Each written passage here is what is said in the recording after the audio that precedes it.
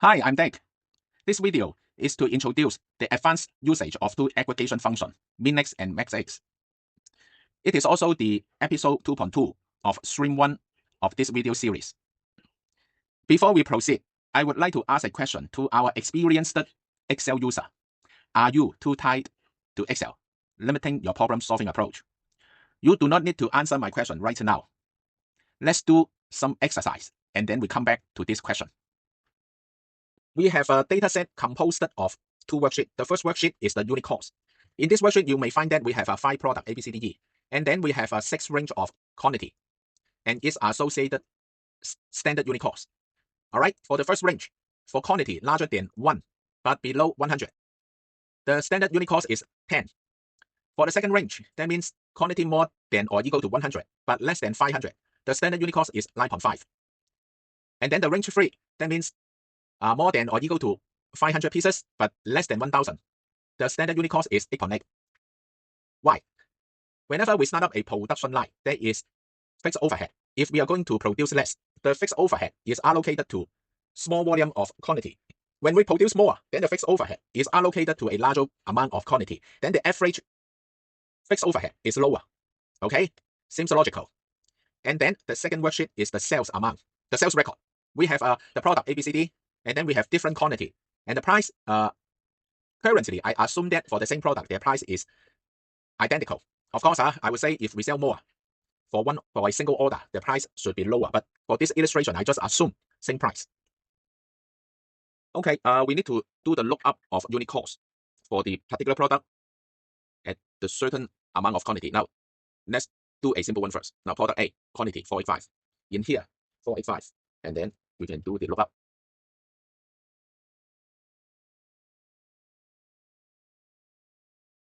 All right, 9.5. Now we can double check this. 485, which is larger than 100 but less than 500. That means this is the quantity range of 2. All right, and then the associated unit cost is 9.5. The cost 2. However, in here, we cannot do it one by one. Rather, we should construct a unified formula and then fill down. All right, so the first one is to find out the row of this product in the unit cost table. Match. Row 1, and then we fill down. And then the unit cost. All right, we start from the lookup. Now, same quantity first, and then we use offset. We need to choose a anchor. And then, which row? 1? No, because we're already in the row 1, and then we need to -1 because no need to step below. All right, and this is the beginning, so go to the right by 1 column, and then same offset, go to the anchor, and then go to the row, -1, and 6 column step. All right, and to save time, we copy here, and we need to change. This should be the G because the cost 1 is H, and then we step back 1. That means start from G. Same.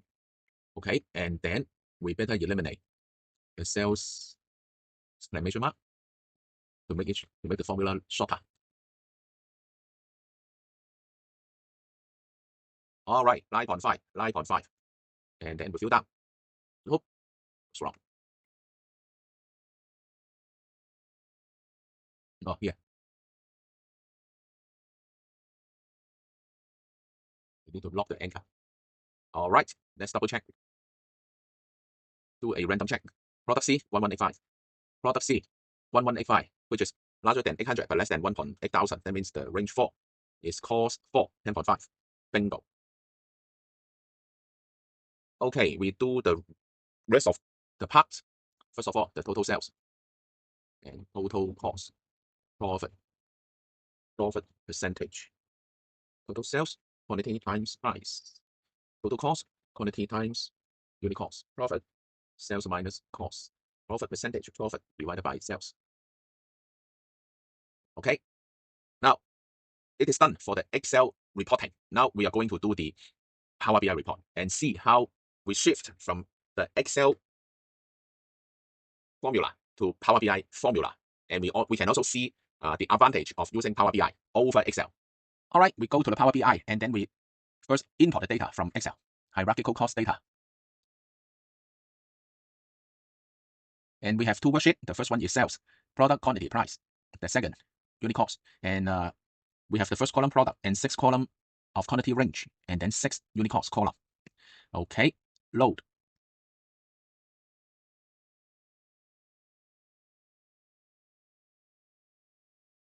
It's a good practice to examine the data input before we are going to do anything. All right, so we go to the Power Query. And let's see the data, whether they are in good shape. All right, for the sales, it seems all right. And then the unit cost. All right, product, which is a text in nature, and then range 1 to range 6. Okay, they are integer. All right, even it is low. And when we look at this in the table view, it is empty. And then we go to see the cost. Okay, now 1.2 means decimal. Now you can see that this is the symbol of different data type. All right, 10, 11, 12, 8.5, 12, and then we look to the right, cost 1, cost 2, cost 3, cost 4, cost 5, cost 6. Okay, this is a good practice. Remember, this is critical. All right, and then we go to the table view. Again, we need to see whether the data are correct and see what we are going to proceed. All right, for the price, we don't want to don't summarize. And then the unit cost. Okay, usually if the data is numeric, then they should align to the right. If they are text, then align to the left. I believe that everybody knows that. Okay, now we are going to apply, to look up the unit cost back to the cells on every row. All right, so now we look at the unit cost data table. Now we say again how we look up the unit cost. If the quantity is larger or equal to range 1, that means 1, and less than 100. I need to emphasize less than 100. That means we exclude the condition equal to 100. If so, then we are using the cost 1. For range 2, if the quantity is larger and equal to 100 and less than 500, that means we will take up cost 2. All right. Again, if the quantity is greater or equal to 500, I mean the range 3, and less than range 4, 1000, we pick up the cost 3. And then greater than or equal to 1000 but less than 2000, we pick up the cost 4, 8.5. Here is a little bit tricky. Now, if it is greater than or equal to 2000, but range 6, there is nothing. That means for all the quantity that is greater than 2000, okay, there is low upper limit. We pick up cost 5, 8.4. That means we have an implicit infinity number. So in this case, I would say we can put a figure which is really, really big, and then we will never touch. For example, 9 million, all right? Here, that means for those quantity are equal to or above 1200, we will pick up 9.65. That means there is an implicit upper limit that is, we assume, infinity. All right, so I will say the upper limit, the limit. Okay, now you see that if a product, we test it, if it is empty here, if this is empty, then the limit of the limit of 5, the limit of 5, range 5, is 9. Okay. Okay, then for range 6, if it is not empty, for example, product C, that means for quantity over 2,800, then we will pick up the cost 6, 10.2. That means the upper limit of range 6 would be the 9, I mean the infinity. Okay. Then we are going to add columns to the sales table. Okay. New column. I would say the quantity range. First of all, we define the largest number. I mean the largest upper limit. As I say, we use the line. How many pieces of line? I should, for safety, I should do 8 pieces of line. 1, 2, 3, 4, 5, 6, 7, 8. All right. And then for the limit 6, it must be the largest. Okay. And then limit of 5.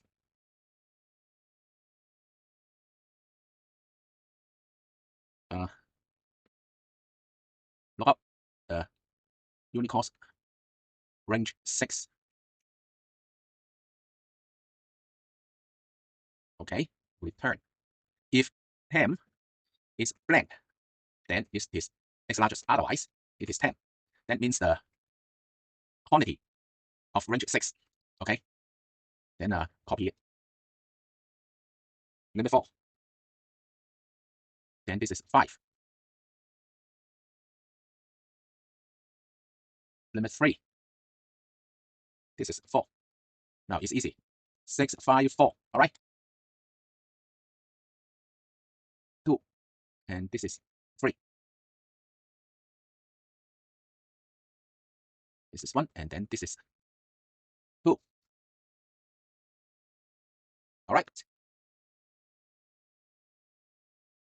The next we are going to do is do the logical comparison. So we are using switch.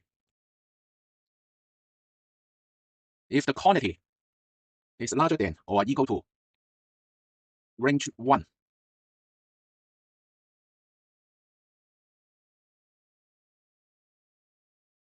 and quantity is less than the range, is less than the limit 1.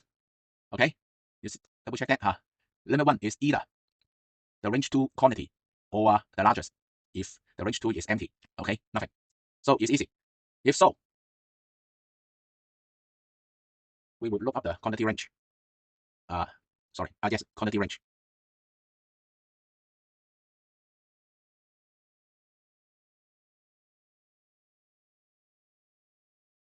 All right. So to save time, we better copy. Now this is range 2, limit 2, range 2, range 3, limit 3. And this is range 3.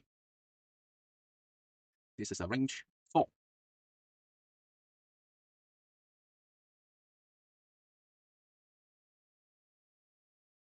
Range 5. Limit 5. Okay. Range 6. Do we need the second condition? Actually, no. No, we don't need that. All right, we don't need that. Now let's re-examine the logic. When the quantity is checking against the first logical operation, if it is met, then we return the range 1, and then it will exceed the switch operation. Otherwise, it will jump to the second logical comparison. If it met, it exceeds the switch. Otherwise, continue. All right, so let's put an enter. Okay, now let's double check whether the range is okay. Now for A5 product A, let's see if the price should be the quantity range of 100. Product A for A5. 485 is below 500, below range 3, so we need to pick up the 100. And this is the second range, and then the price is 9.5. All right. Then the next one is we put the unit cost. The reason why we need to add the column of quantity range, it is only for double checking whether the logic is correct. Because sometimes when we are questioning the cost whether it is correct, we would like to see the quantity whether it match with the correct range. All right. So we copy this and then create a new measure. I would say U cost. All right. This part of the logic we do not need to change, but here we need to change the range to false. I'm lazy, so I do the copy and paste.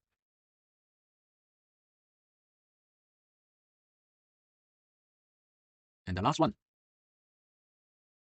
this should be 6. Okay, 1, 2, 3, 4, 5, 6. All right. Then I need to go back to the quantity range and correct this mistake.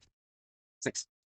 I can tell you that it is usual to have some typo or forget to correct some typing. So it's a good practice. When you finish a measure, you need to double check, counter check, and then do the correction when necessary. All right. So I do the format, unit cost, do the format, comma. All right, 9.5, 10.5. All right. So you better do more checking if necessary. Okay, and then we're almost done. The rest is easy. First of all, the sales. Sales quantity times price. Cost. Quantity times U cost. Format it. Do we need the decimal? No. All right, and then the profit.